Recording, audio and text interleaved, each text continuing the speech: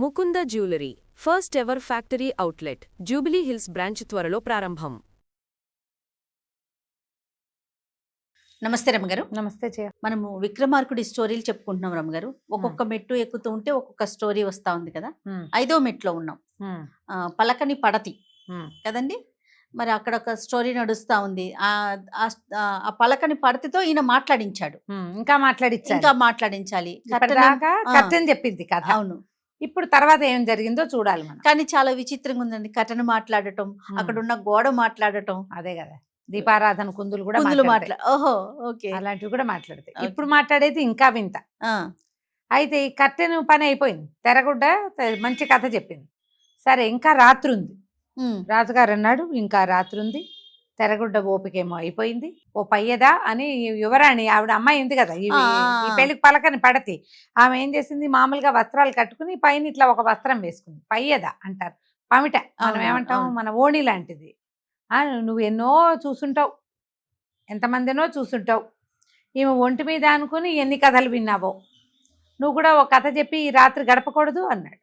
అనేసరికల్లా ఈవిడేమనుకుంది, పలకని పడితే ఈ అమ్మాయి ఏమిటి ఇప్పటిదాకా కర్టెన్ని మాట్లాడిచ్చాడు, ఇప్పుడు నా పయ్యదతో మాట్లాడుతున్నాడు, పమిటతోటి మాట్లాడుతున్నాడు, ఏం మాట్లాడుతుంది నా పమిట అంటే, ఆ పమిట ఉన్నట్టుండి మాట్లాడటం మొదలుపెట్టింది.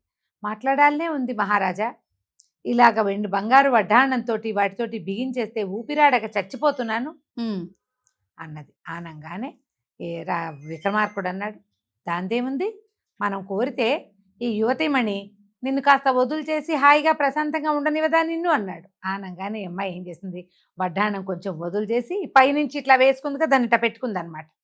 వడ్డాణం మీద లోపల నుంచి వేసుకుంది. వడ్డాణం వదులు చేసి పైన ఉన్న ఆ ఉత్తరీయం లాంటి వస్త్రాన్ని తీసి ఇట్లా మధ్యలో వేసి వేయంగానే అమ్మయ్యా అంది. గాలి ఆడక ముందు వెనక బిగించబడి గట్టిగా కట్టేయబడి చాలా బాగా అసౌకర్యంగా ఉంది. ఇప్పుడు సౌకర్యం వచ్చింది. ఇప్పుడు చెప్పండి మహారాజా, మీకేం చెప్పమంటారు అంది. అనగానే విక్రమార్కుడు అన్నాడు, ఏదైనా ఒక మంచి కథ చెప్పు, తెలివిగా ఉండాలి, ఏదైనా ఒక చిక్కు ప్రశ్న ఉండాలి, సమయం సాగాలి, తెల్లవారేదాకా కాలక్షేపం చేయాలి కదా. అదేలే అనేసరికల్లా ఈ తెరగుడ్డకి పమిట ఆ పయ్యదా చెప్పడం మొదలుపెట్టింది. పూర్వం కుంతల నగరం అని ఒక నగరం ఉండేది. అక్కడ గోపాలవర్మని రాజు కోలాహలుడనే ఒక మంత్రితోటి రాజ్యం చేసుకునేవాడు. ఈ కుంతలకి దగ్గరలో ఒక చిన్న మాతంగిపురం అని సుమారైన చిన్న పట్టణానికి పల్లెకి మధ్యలో ఒక ఊరుండేది. అక్కడ కార్తికేయుడు అని ఒక మహా గజ దొంగ ఒక ఆయన ఉండేవాడు. ఈ గజ దొంగకి 4 కొడుకులు. వాళ్ళకి చోర విద్య క్షుణ్ణంగా నేర్పించాడు. వాళ్ళ పేర్లు పావు దొంగ, అరదొంగ, ముప్పావు దొంగ, నిండు దొంగ. సూపర్. 4 అలా చెప్పి పిలిచేవాళ్ళు. వాళ్ళకి చోరకళ్ళంతా అభ్యాసం అయిపోయాక ఈ కార్తికేయుడు ఒకనాడు పిల్లలు 4 పిలిచి, అబ్బాయిలు మీకు అంతా కళ అంతా వచ్చేసింది, దొంగతనం అనే విద్య పూర్తిగా కరతలామలకమైంది, కాకపోతే మీరు ఇట చిన్న చిన్న ఊళ్ళల్లో చుట్టుపక్కల ఊళ్ళల్లో కాదు, మహానగరంలో చౌర్యం చేసి పట్టుబడకుండా వెనక్కి వస్తే అప్పుడు మీ ప్రజ్ఞ, మీ చదువు పూర్తయినట్టు, కాబట్టి మహానగరానికి వెళ్ళే ప్రయత్నం చేయండి అన్నాడు. అందులో పావు దొంగ మొదట బయలుదేరాడు. ఆ పావు దొంగ ఏం చేశాడు, ఊళ్ళోకి వెళ్ళాడు, కుంతల నగరానికి ప్రవేశం చేశాడు. కుంతల నగరంలో అబ్బాయి లోపలికి బాగా ఊళ్ళోకి వెళ్ళాక ఒక ఆయన ఎవరో క్షవరం చేయించుకుంటున్నాడు, బార్బర్ తోటి తల గడ్డం గీయించుకుంటుంటే అక్కడ నిలబడి మన పావు దొంగ అన్నాడు, ఒక షురక, నాకు అర్జెంటు పని ఉంది, ముఖ్యంగా వెళ్ళవలసిన పని ఒకటి ఉంది, పావలా ఇస్తాను, ముందు నాకు గడ్డం చెయ్యి అన్నాడు. అనగానే మామూలుగా వీళ్ళకి అణాలు, బేడలు, అర్ధణాలు వస్తాయి, పావలా అంటే పెద్ద కొంచెం ఎక్కువ. ఏమన్నాడు, ఆ గడ్డం చేయించుకుంటున్నా ఆయనతో, బాబు ఒక్క 5 నిమిషాలు ఆగండి, ఈయనకి ఏదో అర్జెంటుట, ఆయనకి చేసేసి మీకు చేస్తానని సగం గడ్డం చేసి అక్కడ కూర్చోబెట్టి ఆయన్ని యువతలకు వచ్చి వీడికి చక్కగా నున్నగా గడ్డం చేశాడు. మొహం తలతల్లాడుతోంది.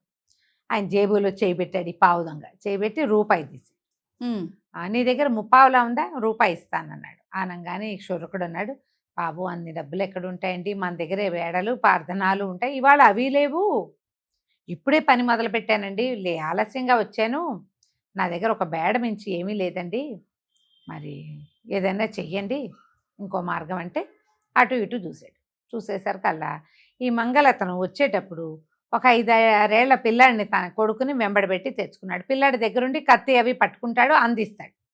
అంతవాడు ఈ పిల్లాడు ఎవరి పిల్లాడు అని అడిగాడు. పావు దొంగ. మా అబ్బాయేనండి అన్నాడు క్షురకుడు. అంటే సరే పిల్లాడిని నా వెంట పంపించు, నేను నీకు చిల్లరిచ్చి పంపిస్తాను, పావలా ఇచ్చి పంపిస్తానంటే సరే బాగానే ఉందిగా, అలాగేనండి అన్నాడు. ఏదో ఈ సందు చివరు ఉన్నారని అతను అనుకున్నాడు. ఈ గడ్డం చేయించుకోవడానికి అక్కడెక్కడో మాతంగిపురం నుంచి ఇక్కడికి వస్తారని ఎవరు ఊహిస్తారు? అంతేగా. ఈ సందు చివరున్న వాళ్ళే తనని చూసి వచ్చారని అతను అనుకున్నాడు. ఈ పిల్లాన్ని వెంబడ పెట్టుకుని వెళ్ళిన ఈ పావు దొంగ ఒక బ్రహ్మాండమైన బట్టల దుకాణంలోకి వెళ్ళాడు. వెళ్ళి మేము అదేదో ఊరు నుంచి ఇక్కడికి వచ్చాము, ఓకే. మా వాళ్ళు వస్త్రాలన్నీ పాతపడ్డాయి, ఈ ఊళ్ళో వస్త్రాలు చాలా బాగుంటాయని విన్నారు మా ఆడవాళ్ళు, వాళ్ళంతా ఈ కొట్లకి వాటికి తిరగరు కాబట్టి నేనే సెలెక్ట్ చేస్తాను, మంచి బట్టలు చూపించమన్నాడు. వీడు జవజవలాడుతున్నాడు. ఓ 20-24 ఏళ్ళు ఉన్నాయి. అప్పుడే ఫ్రెష్గా గడ్డం గీసి మొహం తలతల్లాడుతూ ఉండేసరికి ఏమన్నా ఎవడో గొప్పింటి బిడ్డ అనుకుని బట్టల దుకాణం ఆయన బ్రహ్మాండంగా చూపించాడు. బోల్డ్ బట్టలు. ఓ 50 చీరలు సెలెక్ట్ చేశాడు. 50 సెలెక్ట్ చేశాక ఏమన్నాడు, షాపులో ఎవరైనా కుర్రాడు ఉన్నాడా, నాతో పాటు పంపించమన్నాడు. దుకాణంలో ఎవరైనా పిల్లాడు ఉంటే నాతో పంపిస్తే మా ఆడవాళ్ళు చూసాక ఈ 50లోంచి ఓ 30 తీసుకుంటాం, మిగిలిన 20 డబ్బులు నేను మీకు వెనక్కి పంపిస్తాను అంటే కుర్రాడు ఎవరు లేరండి అనేసరికల్లా అయితే సరే ఇదిగో ఈ పిల్లాడు మా పిల్లాడేను, వీడిని నీ దగ్గర కూర్చోబెట్టుకో, పిల్లాడిని ఉంచుకో, నేను బట్టలు తీసుకెళ్ళి చూపిస్తానంటే మంచిదేగా, 5-6 ఏళ్ల బిడ్డ కోసం రాకేం చేస్తారనుకుని పిల్లాడికి ఏదో వచ్చింది బెల్లం ముక్క, పటికి బెల్లం ముక్క దేవుడి దగ్గర పెట్టింది తీసి చేతిలో పెట్టి ఆ గట్టు మీద కూర్చోబెట్టుకున్నాడు దుకాణస్తుడు. ఈయన ఈ మూట పుచ్చుకున్నాడు ఈ పావు దొంగ. సరాసరి మాతంగిపురానికి నడుచుకుంటూ వెళ్ళిపోయాడు. నాన్న ఇదిగో 50 చీరలు ఈ పని చేశాను అన్నాడు. అనగానే నాన్న సంతోషించాడు. అరదొంగని నువ్వు వెళ్ళరా ఈసారి అని చెప్పాడు. ఈ లోపల ఇక్కడేమైంది, ఈ దుకాణం ఆయన ఎంతసేపు అయినా బట్టలు తీసుకెళ్ళిన వాడు రాడు, సందు చివరన్న సత్రంలో చూపించి రావడానికి ఇంతసేపు ఎందుకు అవుతుంది? అక్కడి నుంచి ఎవరో దారైపోతుంటే సందు చివర సత్రంలో కొత్త వాళ్ళు ఎవరైనా దిగారా, వాళ్ళని కేకేసుకు రా అని పంపించాడు. మా సత్రంలో ఎవరు దిగలేదు, పొమ్మన్నారు వాళ్ళు. కొత్త వాళ్ళు ఎవరు రాలా, వీడెవడో బట్టలు పట్టుకుపోయాడు, చూస్తే ఇంత లేడుగా ఇంత పిల్లవాడు. అక్కడి నుంచి మీ నాన్న ఎప్పుడు వస్తాడు అని అడిగితే వాడికేం తెలుసు, వాళ్ళ నాన్న అక్కడెక్కడో గడ్డాలు చేస్తున్నాడు, అది మెమ్మే బెబ్బే అన్నాడు. అనగా నేను కొళ్ళు మండిపోయింది. పిల్లాన్ని కట్టేస్తానని వాడిని తీసుకెళ్ళి వాడిని ఒక కుర్చీకేసి కట్టేసి వాడు బేరమని ఏడవటం మొదలుపెట్టాడు. ఇక్కడే 8 గంటలైతే ఈ మంగళాయనకి పావలా కోసం పిల్లాన్ని ఇచ్చి పంపించాడు. పిల్లాడు రాలేదు, పావలా రాలేదు, గడ్డం గీచుకున్న పెద్ద మనిషి రాలేదు. మంగళ అబ్బాయి ఆయన బార్బర్ ఆయన వెతుక్కుంటూ వచ్చాడు. వెతుక్కుంటూ వస్తే ఈ బట్టల షాపు సందులోకి మళ్ళేసరికి ఎక్కడి నుంచో వాని పెద్ద గొంతేసుకుని పిల్లాడు ఎవడో ఏడుస్తూ వినపడి, మన పిల్లల ఏడుపు మనం గుర్తుపడతాం. ఇదేమిటి మావాడి గొంతెల్లే ఉంది, ఎక్కడ అని చూస్తే ఏముంది, ఓ దుకాణంలో బట్టల దుకాణంలో కుర్చీకేసి కట్టేశారు, వాడు లబో దిబోమని ఏడుస్తున్నాడు. నేను నిర్ఘాంతపోయి మా బార్బర్ ఆయన ఎవరెవరా మా పిల్లాన్ని కట్టేస్తావా, పిల్లాన్ని వదిలిపెట్టు అని అరిచాడు. వచ్చేసరికి నీ పిల్లాడా, అయితే నా డబ్బులు అక్కడ పెట్టు, నా చీరలేవన్నాడు దుకాణదారు. నీ చీరలేమిటి, నేనెప్పుడు తీసుకున్నాను, నా పావలా నాకు రాలేదని నేను ఏడుస్తుంటే వీడికి పావలా పోతే వీడికి ఎంత పోయింది, 50 చీరలకి. దుకాణదారు లబోదిబో. ఈ పిల్లాడు మంగళాయన కొడుకని తెలిసిపోయింది క్లియర్గా, మొహాలు ఒకే రకంగానే వాడు నాన్న అన్నాడు చూడగానే. ఏరా ఇందాక వచ్చింది మీ నాన్న అంటే, కాదు ఆయన పావలా ఇస్తాడని వచ్చానని చెప్పాడు. అప్పటికి అక్కడి నుంచి రాజభట్లు వాళ్ళు వీళ్ళు చేరారు. రాజుగారు మంత్రి ఏమిటి జరిగిందని కనుక్కుంటే ఇదిగో ఇది జరిగింది. అమ్మో ఇంత పట్టపగలు ఇట్లా దొంగతనమా, ఊర్లో ఉన్న కొత్త వాళ్ళకి చెప్పారు. ఒక పెద్ద కొత్త వాళ్ళు ఉండి ఓ 50 మంది పిల్ల కొత్త వాళ్ళు ఉంటారు అన్ని రోడ్లకి, అంటే ఇప్పుడు మన పోలీస్ డిపార్ట్మెంట్ లాగానే ఒక పెద్ద ఆఫీసరు, చిన్న ఆఫీసర్లు. ఆయనకి చెప్పారు ఇలా దొంగతనం బాహాటంగా జరిగింది చూసుకోమన్నారు. ఈ లోపల అరదొంగని వదిలిపెట్టాడు నాన్న. ఓకే. ఈ అరదొంగ ఊళ్ళోకి వచ్చాడు. ఊళ్ళోకి వచ్చి ఓ సత్రం దగ్గర ఎక్కడో నిలబడ్డాడు. ఆ సత్రంలో భోజనం చేసి అడిగాడు, ఏమిటండి మీ ఊళ్ళో సంగతులు అంటే, ఏముంది బాబు వాడెవడో వచ్చాడు కుర్రాడు, ఒక మంగళ వాళ్ళ పిల్లవాడిని పట్టుకుని 5-6 ఏళ్ల పిల్లాడిని తనఖా పెట్టి 50 చీరలు కొట్టుకుపోయాడు, కొత్వాల్ గారు మంచి జోరుగా పనిచేస్తున్నాడు అంటే ఈ అబ్బాయి ఏమడిగాడు, అబ్బో కొత్వాల్ గారి సంసారం అది లేదా అన్నాడు. ఎందుకు లేదు, బ్రహ్మాండంగా ఉంది, చక్కటి కూతురుంది, గుర్రమల్లే ఉంటుంది, ఎప్పుడో పెళ్లి చేస్తే ఆ మొగుడు కాస్త వెళ్ళిపోయాడు, రాలేదు, ఆ పిల్లని పెట్టుకుని ఉంటున్నాడు ఆయన అలా ఎందుకు అడిగావన్నాడు. అది కాదండి ఇట్లా దొంగలతో వ్యవహారం అంటే ప్రాణాపాయం కాదు, అందుకు అడిగాను అన్నాడు. ఏముంది అపాయం, ఉందో ఆయనకున్నది ఒకతే కూతురు, ఆ మొగుడేమో రాలేదన్నాడు. సరే ఏం బాగుందనుకుని వీటి ఇంకో బజార్లోకి వెళ్ళి చక్కగా మంచి సామాగ్రిలు కొన్ని కొత్త బట్టలు, ఏవో సామాన్లు, స్వీట్లు గీట్లు కొని కొత్వాల్ గారింటికి వెళ్ళిపోయాడు. కొత్తవాల్ గారు భార్య ఒకతే కూతురు వాళ్ళు ఉన్నారు. తెలుసు. లోపలికి వెళ్ళగానే కొత్తవాల్ గారు కనపడ్డాడు. కొత్తవాళ్ళని గుర్తుపడతాడు. వాడు అంతకుముందు ఆ ఊళ్ళో తిరుగుతున్నప్పుడు చూశాడు. కాస్త అటు ఇటుగా అదే వయసు ఉన్న ఆవిడ భార్య అయి ఉంటుంది ఊహించేసి అత్తయ్య మామయ్య అనుకుంటూ పోయాడు లోపలికి. ఆనంగానే అత్తగారు ఆశ్చర్యపోయింది. అమ్మో అల్లుడు వచ్చాడు, ఇన్నాళ్ళు అయింది అని చెప్పి బాబు రానాయనా అని కేకేసింది. ఈయనకి అర్థం కాల, ఓ ఉత్తరం లేదు, ఓ కబుర్ లేదు, అప్పుడెప్పుడో వెళ్ళిపోయిన వాడు ఇప్పుడు సడన్గా ఇట్టా చుక్క తెగిపెట్టట్టు వచ్చాడేమిటా అని ఆశ్చర్యపోయాడు. ఈ వచ్చిన వాడు చక్క ఉఠావుగా బాగున్నాడు, కొంచెం కండలు తిరుగున్నాడు. వాళ్ళు ఎప్పుడో ఆ పిల్లాడికి 14 ఏళ్ళు, దానికి 10 ఏళ్ళు అప్పుడు పెళ్లి చేశారు. ఓహో, ఇప్పుడు 10-14 ఏళ్ళు అయింది. 14 ఏళ్ల పిల్లవాడిని 28 ఏళ్ల పిల్లవాడిని పోల్చలేం మనం. అవును, చూస్తూ ఉంటే ఓ రకంగా ఉంటుంది. ఆ మొహం ఈ మొహం ఒకేలా ఉంది. బాగా సాగాడు, పొడుగయ్యాడు అనుకున్నారు. వీడు దొంగ, బాగా గోడలెక్కి గొడుగులెక్కి కండలు చేరుండాడు కుర్రాడు. ఆ అమ్మాయి పరిగెత్తుకుంటూ వచ్చింది. ఇంతకాలానికి భర్త వచ్చాడని ఎదురొచ్చింది, మంచినీళ్ళు తెచ్చింది, మజ్జిగ తెచ్చింది, చేతులు పుచ్చుకుని లోపల తీసుకుపోయింది. ఈయన కొంచెం అనుమానంగా ఉంది. కానీ వాడు తెచ్చిన వస్తువులు, వాడి బట్టలు, వాడి పటాటోపము చూసి అత్తగారు ఫ్లాట్ అయిపోయి కొత్తవాళ్ళంతా ఇంకా నయం, ఎవడో మన ఇంటికి ఎందుకు వస్తాడయ్యా, ఎన్ని సామాన్లు తెచ్చాడో చూడు, పిల్లకి ఎన్ని చీరలు తెచ్చాడు, ఎన్ని రకాల స్వీట్లు తెచ్చాడు, ఇది మన జాతి వాళ్ళు తినే స్వీట్లు, వేరే వాడికి ఎట్టా తెలుస్తాయి, ఖరీదైన స్వీట్లు కొనుక్కొచ్చాడు వాడు. ఇక ఆవిడ మా భర్తని కేకలేసింది. సరే ఆయన సరేలే అనుకుని వెళ్ళిపోయాడు ఆయన ఊళ్ళో పని చూసుకోవడానికి. అల్లుండి లోపల తీసుకెళ్లారు, తలంటి పోయించారు, మరి భోజనం పెట్టారు. భార్య అబ్బాయి కబుర్లు చెప్పుకున్నారు.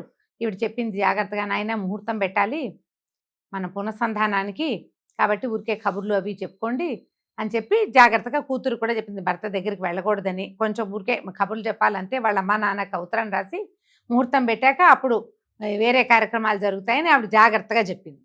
ఈ అబ్బాయి అమ్మాయితోటి కబుర్లు చెప్తున్నాడు. అమ్మాయి చక్కగా భర్త వచ్చాడని బాగా అలంకారం చేసుకుని ఉన్న నగలన్నీ పెళ్ళికి అత్తవారు పెట్టినవి, అమ్మ వాళ్ళు పెట్టినవి అన్ని నగలు అలంకరించుకుని బుట్టబొమ్మలాగా వచ్చి కూర్చుంది కబుర్లకి. రాత్రి 10:30-11 గంటలైంది. భోజనాలు అయిపోయినాయి. పిచ్చాపాటి ఆ ఊరు ఈ ఊరు కబుర్లు, చదువు కబుర్లు, వ్యాపారపు కబుర్లు ఇవి మాట్లాడుకోవచ్చు. ఏముంది, అక్క అందకుండా పొక్క పొందకుండా ఏవో చెప్పుకుంటారు. ఆ ఊళ్ళోకి వెళ్ళి కాసేపు తిరిగి వస్తే బాగుంటుంది, చల్లగాలి తిరిగిందని యువతలకు వస్తే మామగారు బయలుదేరుతున్నాడు. ఏంటి మామయ్య మీరు ఊళ్ళోకి వెళ్తున్నారా, నేను కూడా వస్తా, ఈ ఊరు చూసి ఎన్నేళ్ళైందో ఎప్పుడో చిన్నప్పుడు చూసా, వస్తానన్నాడు. సరే అల్లుడు సరదా పడుతున్నాడు కదా, అమ్మాయి దగ్గర ఉంచితే ఏం ఇబ్బంది వస్తుందో అని ఆయన వెంబడి తీసుకెళ్తానని ఒప్పుకున్నాడు. ఇద్దరు కలిసి బయలుదేరారు. ఈ కోట గుమ్మం దాటి వెళ్తుంటే అక్కడ ఒక స్తంభం లాంటిది ఉంది. అదేంటంటే బండకొయ్య లాంటిది అంటారు, కొరత స్తంభం లేదా బండకొయ్య అంటారు. ఇట్లా ఎక్కడైనా రోడ్డు మీద దొంగలు దొరికారనుకో, దానికి అరెస్ట్ చేసి తీసుకెళ్ళిపోకుండా వాళ్ళని ఏం చేస్తారు, ఆ కొయ్య లోపలికి పెట్టి వాడి మీద నుంచి ఇట్లా మెడ మీదకి అది వేసేసి చిన్న సీలు తిప్పుతారు. వాడు అక్కడే ఉంటాడు, వాడు పారిపోలేడు అనమాట. ఇదేమిటి అని అడిగాడు. అడిగితే ఇది బండకొయ్య అని మామగారు చెప్పాడు. అర్రే భలేగా ఉంది, నేను ఎప్పుడు చూడలేదు, చిన్నప్పుడు చూసాను, గుర్తు కూడా లేదు, ఇందులో ఎలా పెట్టాలి మావయ్య, నన్ను ఒకసారి పెట్టవా అన్నాడు. కొత్తవాళ్ళు గారు ఇదిగో ఈ పక్క సీలు తీసి ఈ కడ్డీ ఇట్లా తీయాలి, ఇట్లా మనిషి నుంచి ఇందులోకి పెట్టి ఆ కడ్డీని వాడి మీద నుంచి వేసేసి సీల బిగించాలి అన్నాడు. నన్ను పెట్టు, నా ఎట్లా ఉంటుందో చూస్తాను అన్నాడు. అనగానే ఈయనేం మొహమాట పడ్డాడు. ఎప్పుడో పెళ్ళయింది, రాక ఇన్నాళ్ళ కరుడు తొలిసారి వస్తే ఏదో అమర్యాదగా ఈ బండకొయ్యేస్తే ఏం బాగుంటుంది, రేపొద్దున వాళ్ళ అమ్మా నాన్నకి వీళ్ళ చుట్టాలకి మా మామగారు నన్ను బండకొయ్యలో పెట్టి చూపించాడంటే పరువు తక్కువ కాదు, బాగుండదని నిన్నెందుకులే బాబు, నేను వంగుతాను, ఒకసారి ఇది వెయ్యి నీకు తెలుస్తుంది అని చెప్పి ఈ కొత్తవాళ్ళ గారే తల అందులో పెట్టాడు. మన కుర్రాడు ఎర్రదొంగ ఉన్నాడుగా, అది వేసేసి సీల బిగించాడు. భలే అటు తిరిగి ఇటు తిరిగి చూశాడు. భలేగా ఉంది మామయ్య, చాలా బాగుంది ఈ శిక్ష. అటు ఇటు తిరిగి సరే ఇప్పుడు ఏం చేయాలి అన్నాడు. ఈ సీల తిప్పమన్నాడు మామగారు. వాడు ఎంత తిప్పినా తిరగదే, అది సీల ఊడు రాల. ఎందుకంటే వాడు సీలకి ఊడదీసే ఉద్దేశం లేదు వాడికి. బిగించడానికి ఎటు తిప్పాడో వాడు అటే తిప్పుతున్నాడు, వెనక్కి తిప్పట్ల. ఈ ఒంగున్న మామగారికి సీల వెనక్కి తిప్పట్లేదు అనేది అర్థం కాల. అదేమిటి అటే బిగిసిపోయింది, ఈ మధ్య వాడలేదు, మొన్న వచ్చిన వానలకి తుప్పట్టిపోయినట్టుంది, ఇందాక సులువుగానే వచ్చిందే అని ఆయన ఆశ్చర్యపోయి, అబ్బాయి ఓ పని చేయమ్మా, నువ్వు గబుక్కున మన ఇంటి వైపుకి వెళ్ళు, అత్తయ్యకి చెప్పు, లేదా మన వాకిట్లో ఉన్న సైనికులకు చెప్పినా సీల ఇరుక్కుపోయిందని చెప్తే ఎవడో ఒకడు వచ్చి ఓ నూంచుకో తెచ్చి దీంట్లో వేసి తిప్పుతారు అన్నాడు. అలాగే మావయ్య అని ఇంటికి వెళ్ళిపోయి అత్తయ్య మావయ్యని ఎందుకనో పోలీసులు అధికారులు బంధించారు, అక్కడెక్కడో దొంగతనం జరిగితే ఆ మావయ్య సరిగ్గా చేయలేదని బంధించేశారు, మరి వాళ్ళు ఆయన్నేమో ఈ బండకొయ్యలో వేశారు, ఎందుకైనా మంచిది ఆ దొంగలు అక్కడెక్కడో పడిన దొంగలు మన ఇంటి మీదకి వస్తారేమో, బంగారం వస్తువులన్నీ జాగ్రత్త పెట్టించమన్నాడు మావయ్య అన్నాడు. అనేసరికల్లా ఆవిడ ఏం చేసింది, లోపల నుంచి బంగారపు వస్తువులను పెద్ద పెట్టి పుచ్చుకొచ్చేసింది. పిల్ల పడుకున్న పిల్ల నిద్రపోతుందిగా, పిల్లని లేవదీసేసి దాంట్లోకి. వస్తే నీ నగలని తీసి మీ ఆయనకి ఇవ్వవే అని కూతురు చేత చెవుల దగ్గర నుంచి ఉంగరాల దగ్గర నుంచి ఒలిపిచ్చేసి మూట కట్టేసి చేతిలో పెట్టింది. నాయన ఇవి జాగ్రత్త, ఎక్కడైనా దాపెట్టేసేయి నువ్వు, పద నేను కూడా మామయ్యని చూస్తానంది. అనేసరికల్లా కుర్రాడు అన్నాడు, చిచ్చి అర్ధరాత్రి పూట ఆడాళ్ళు వస్తే ఏం బాగుంటుంది అత్తయ్య, నేను ఇవి దాచిపెట్టి మామయ్య చెప్పిన రహస్య ప్రదేశంలోనే దాచిపెట్టి నేను వెళ్ళి మామయ్య దగ్గర నుంచుట్ట, తెల్లవారేసరికి నువ్వు వద్దుగా అని చెప్పేసి మొత్తం నగ నట్రా మొత్తం మూట కట్టుకుని జయపరమేశ్వర అని వెళ్ళిపోయాడు. శబాష్. వాడి ఇంటికి వెళ్ళి నాన్నకు చూపించాడు, ఏం చేశాడో చెప్పాడు. నాన్న సంతోషించాడు, ఆడు బాగుంది. చిన్నవాడేమో 50 చీరలు తెస్తే తెస్తే ఈయన వీడిని ఏకంగా తెచ్చాడు. బంగారమే కొత్త వేసుకొచ్చేసాడు. వాళ్ళ గారింటో ఉన్న బంగారం అంతా వేసుకొచ్చారు. ఈ లోపల ఏమైంది, చిన్న కొత్త వాళ్ళు బోళ్ళంత మంది ఉంటారుగా, ఆ, ఆ. వాళ్ళందరూ గుర్రాల మీద అటు ఇటు వెళ్తూ ఎవడో ఒకడు ఆ దాటున బండకోయ వైపు చూశాడు. ఒరే ఎవరినో బంధించారా, ఎవరు బంధించుంటారు, పెద్ద కొత్త వాళ్ళ గారే బంధించాడా ఏమిటో చూద్దామని దగ్గరకు వచ్చారు. దగ్గరికి వచ్చి చూస్తే తలపాగా కనపడుతోంది, మెరమెరలాడుతూ బట్టలున్నాయి. అప్పుడు వీధి దీపాలు లేవు, కాగడాలు ఉంటాయి. దాన్ని కాగడా పుచ్చుకెళ్తే మొహంలో పెడితే కానీ అదేమిటో తెలియదు. కనిపించదు. అవును. వీళ్ళు దగ్గరకు వచ్చి చూసేసరికి అలా హడిలిపోయారు. ఇదేంటి కొత్త వాళ్ళ గారి బట్టలు అల్లే ఉన్నాయని, బాబు ఎవరండి అనేసరికల్లా నేనేరా అన్నాడు ఆయన. ఇదేమిటండి ఇలా పట్టుబడ్డారు అనేసరికల్లా మా అల్లుడు పెట్టెళ్ళాడు, ఇంటికి వెళ్ళాడు, వాళ్ళు ఎవరినో పిలుచుకొస్తానన్నాడు, ఎవరు రాలేదు ఏమిటా అని చూస్తున్నాను, మా ఆవిడకి ఏమన్నా తెలిసి ఉంటుంది సమాచారం, ఉమ్. అక్కడికి ఎవరన్నా ఒకళ్ళు లగెత్తంటారా గుర్రం మీద వెళ్ళండి అని గుర్రాల మీద అక్కడికి పంపించారు. ఈయనేమో ఆ సీల ఊడదీశారు. సీల సింపుల్గానే వచ్చేసింది. అప్పుడు వీళ్ళకి అర్థమైంది వాడు తిప్పేది ఊడదీసే ఉద్దేశం లేదు వాడికి. ఈయన మెడ సవరించుకుని లేచి నుంచునేసరికల్లా గుర్రం మీద వెళ్ళిన వాడు లబోదీపోమంటున్న కొత్త వాళ్ళ గారి భార్యతో పాటు వచ్చేసాడు. ఆవిడని కూడా ఎక్కించుకుని, అల్లుడు బంగారం అంతా పట్టుకుపోయాడు, జాగ్రత్త పెడతాన్నాడు, అల్లుడేడండి అంటుంది ఆవిడ. అసలు వాడు అల్లుడైతే కదండి అంటారు వీళ్ళు. తెల్లవారేసరికల్లా అర్థమైంది వాడు అసలు అల్లుడే కాదు. మొత్తం బంగారం నగ నట్రా ఇంట్లో ఉన్నది మొత్తం పట్టుకుపోయాడు. ఇంకేమిటి, ఇది రెండో దొంగతనం. ఊరంతా గగ్గోలెత్తిపోయింది. కొత్త వాళ్ళ వల్ల కూడా గాల. ఉమ్. ఏం చేయాలి ఇప్పుడు, ఇది రెండోది పోయింది కదా. సరే అక్కడి నుంచి అక్కడేమైంది, ఆయన ముప్పావు దొంగని వెళ్ళమన్నాడు. ఓకే. ఇప్పుడు ముప్పావు దొంగ బయలుదేరాడు. ఈ రాజు మంత్రి మరి కొత్వాలు వీళ్ళంతా ఎలా కాపలా కాశారు, ముప్పావు దొంగ నిండు దొంగ ఏం చేశారు మనం వచ్చే భాగంలో చూద్దాం. కానీ అసలు ఎంత తెలివి రాము గారు, ఒకళ్ళు మించి ఒకరు ఉన్నారు. రైట్ అండి. నమస్తే. నమస్తే.